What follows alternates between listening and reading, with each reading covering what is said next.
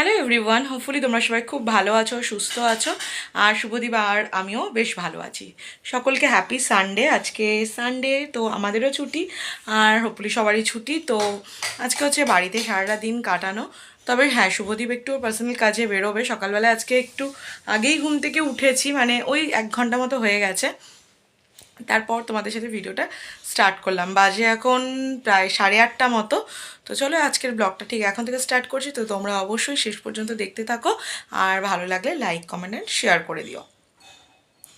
এখন সকালবেলা শুভদীপকে চা করে দিয়েছি, তারপর আমি স্নানও করে এসেছি। তো এবার যাব হচ্ছে ঠাকুরকে পুজো দিতে, কারণ রবিবার দিন যেহেতু আমি বাড়িতে থাকি, তাই একটু গোপালকে পুজো টুজো দিতে পারি, বা সব ঠাকুরকেই পুজো দিতে পারি। আর ঠাকুরের বাসন টাসনগুলো একটু মাজা ঘষার থাকে, তো সব দিন তো শুভদীপের অফিস যাওয়ার সময় তাড়াতাড়ি করে হয় না, তো সেই জন্য রবিবারটাই একটু সময় পাই। তো তারপরে যাব ক্লাস করাতে, আর ওদিকে শুভদীপও বেরোবে। ওর জন্য একটু ডিম সেদ্ধ দিয়েছিলাম, ওকে বললাম ডিমটা একটু ছাড়িয়ে নিয়ে খেতে, তো সেটাই করছে। এই যে এখানে শুভদীপ ডিমটা ছাড়াচ্ছে। আমি সকালবেলা মোটামুটি এই যে সবজি টবজি কেটে নিয়েছি, এগুলো ভালো। এখানে একটু ছোলা ভিজিয়ে রেখেছি, কারণ একটু বাঁধাকপি করব। ডিমে এখন গার্নিশিং হচ্ছে, যা ঠিকঠাকভাবে তো হলো না। আচ্ছা, আমি দুটো বিট লবণ নিয়ে এসেছিলাম, কোথায় গেল? যে বিট লবণটা পুরানো আছে সেটা আগে ইউজ করো। গোলমরিচ আর বিট নুন দিয়ে শুভদীপ এটা খেয়েই বেরিয়ে যাবে, আর চাও খাওয়া হয়ে গেছে ওর।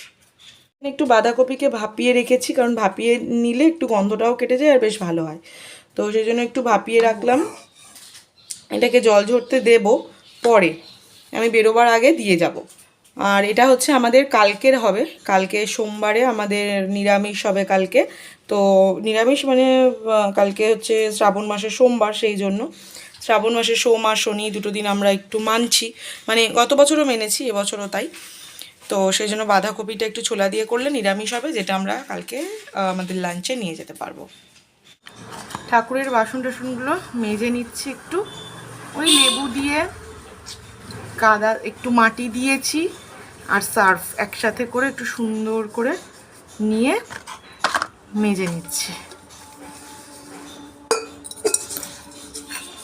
রোজের লাইফটা এমনই হয়ে গেছে যে সপ্তাহে একটা দিন ভালো করে মাজা ছাড়া উপায় নেই, মানে রোজ হয়ে ওঠে না, সেই কারণে।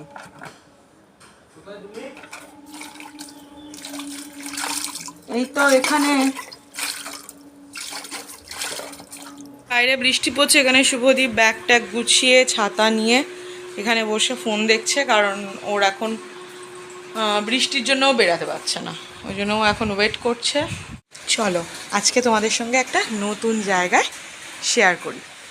সেটা হচ্ছে আমাদের বাড়ির 3তলার ছাদ। আগে আসতাম টুকটাক ওপরে, এই যে এই সিঁড়িটা দেখতে পাচ্ছ, এই সিঁড়িটা দিয়ে ওপরে গিয়ে আমরা জামা কাপড় মেলতাম, কিন্তু এখন আর না আসি না, কারণ এতটা ওপরে না জামা কাপড় মেলতে বড্ড অসুবিধা হয়, সেই জন্য আর খুব একটা আসা হয় না।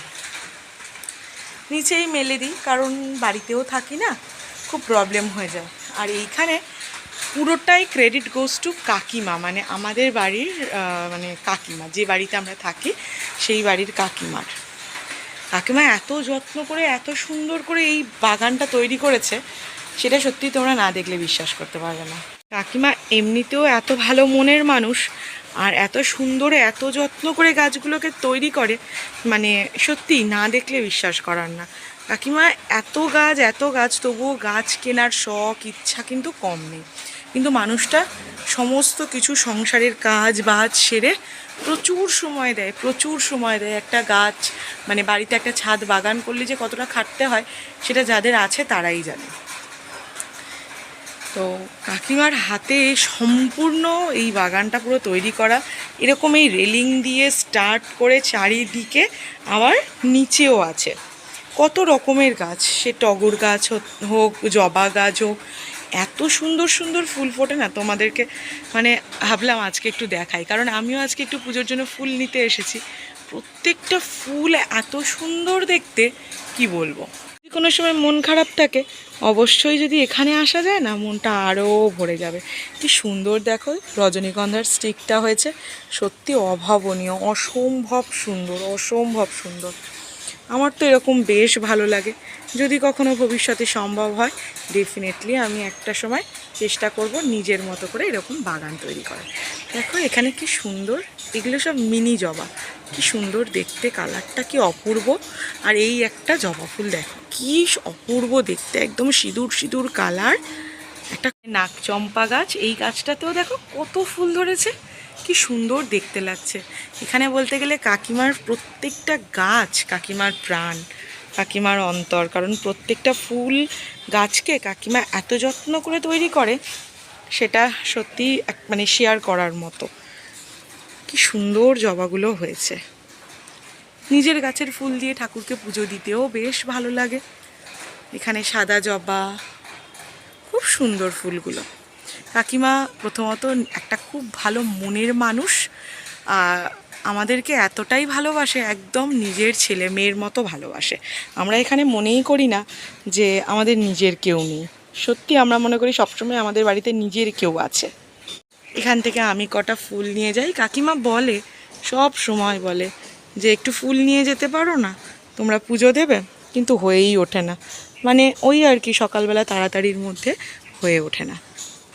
তো আজকে একটু নিয়ে যাই, আমি একটু সূর্য প্রণামও করব, আজকে রবিবার আছে, রোজই সূর্য প্রণাম করি, কিনে আনা হয় ফুল, জবা ফুল কিনেই আনি, কিন্তু আজকে যেহেতু ছিল না কিনে আনা হয়নি, তো ভাবলাম কাকিমা বারবার বলে একটুখানি ওপর থেকে এসেই আজকে না হয় ফুল নিয়ে যাই।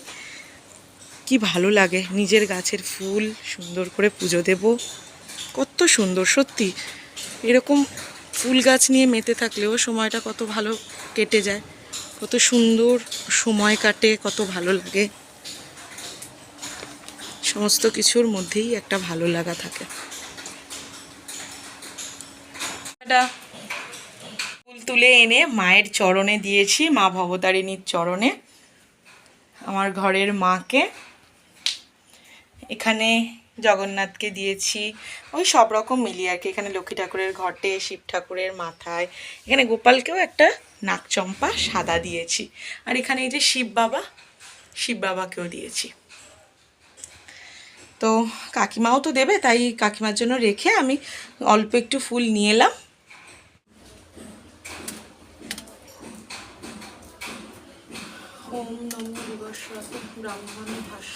আমি এখন সূর্যদেবকে জল দান করছি, সাথে একটু মন্ত্রও বলছি। তো শুনেছি সূর্য প্রণাম রোজ করাটা খুব ভালো, এতে অনেক নেগেটিভ মানে নেগেটিভ যে দোষগুলো থাকে সেগুলো কেটে যায়। তো সেই জন্য আমিও এটা স্টার্ট করেছি বেশ কিছুদিন হলো, আর এটা আমি এভরিডেই করে থাকি। সূর্যদেবকে প্রথমে জল দান করি, তারপরে জল দান করতে করতে মন্ত্রও বলি, তারপরে সূর্যদেবকে ধূপ দেখিয়ে প্রণাম করে আবার একটা সূর্য প্রণাম মন্ত্র পাঠ করে তারপরে সূর্যদেবকে আর কি জল দেওয়াটা সম্পূর্ণ হয়। তো এটা আমি শুরু করেছিলাম সানডে থেকে, রবিবার থেকে, যেহেতু সূর্যের প্রতীক হচ্ছে রবি, তো ওই জন্য রবিবার দিন একটা স্টার্ট করেছিলাম, এই মাসখানেক হচ্ছে। তো তারপর থেকে প্রত্যেক দিনই আমি এই সূর্য প্রণামটা করি। পুজো কমপ্লিট করে রেডি হয়ে নিয়েছি, শুভদীপও ডিম খেয়ে গেছে, আমিও একটা ডিম খেয়ে নিয়েছি, আর এই বেরিয়ে পড়েছি। বাড়ির কাছাকাছি, খুব বেশি দূর না, তবে ওই মেন রোড থেকে এসে একটা অটো নিলেই হয়ে যায়। এই একটুখানি সামনেই নেমে যাব, ওখানেই আমার ড্রয়িং ক্লাসটা, তো আগে ক্লাসটা করে ফিরি। ড্রয়িং ক্লাস করিয়ে বাড়ি ফিরে গেছি, আর এই দেখো মাথায় একটা প্যাক লাগিয়েছি, ওই জন্য এরকম একটা বিধ্বস্ত টাইপের দেখতে লাগছে আমাকে। এই যে মাথায় একটা দই আর ওটা কি বলে মেথি ফুটিয়ে সেটাকে পেস্ট করে একটা প্যাক বানিয়ে মাথায় লাগিয়েছি। হয় না, এসব করা হয় না, কিন্তু আজকে একটু ভাবলাম করি, অনেক দিন মাথায় দই টই বা এই সমস্ত কিছু দেওয়া হয় না, তো তাই জন্য আজকে একটু করলাম। পেস্ট করে রেখে গেছিলাম, এসেই মেখে নিয়ে রান্না চাপিয়ে দিয়েছি। অলমোস্ট এখানে এই যে পটল ভাজা আর কাঁকরোল ভাজা ডান, এখানে ইলিশ মাছ ভাজা 2 পিস ছিল, সেটা ভেজে নিয়েছি, সেটাও ডান।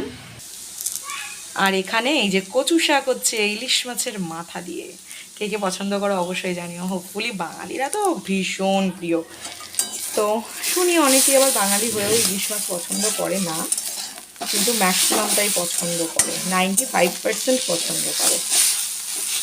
তো এই যে ইলিশ মাছের মাথা দিয়ে একদম সুন্দর করে আজকে কচু শাক বানাচ্ছি। রান্না কমপ্লিট করে একদম স্নান টান করে চলে এসেছি এখানে। এই যে ভাত রেডি, আর এখানে কচু শাক, এখানে ভাজা, তোমাদেরকে তো এর আগে দেখালামই, মাছ ভাজা, আর এখানে একটু শশা কেটে রেখেছি। আর এখানে গ্যাস টাস একদম ক্লিন করে নিয়েছি স্নান টান করার আগেই, দিয়ে স্নান টান কমপ্লিট করলাম। চলো এবার হচ্ছে আমরা লাঞ্চ করব। তো তোমরা অবশ্যই জানিও ভিডিওটা কেমন লাগলো, আর লাইক কমেন্ট করতে কিন্তু একটুও ভুলো না, অনেক অনেক শেয়ার করে দিও। চলো দেখা হচ্ছে নতুন একটা ভিডিওতে।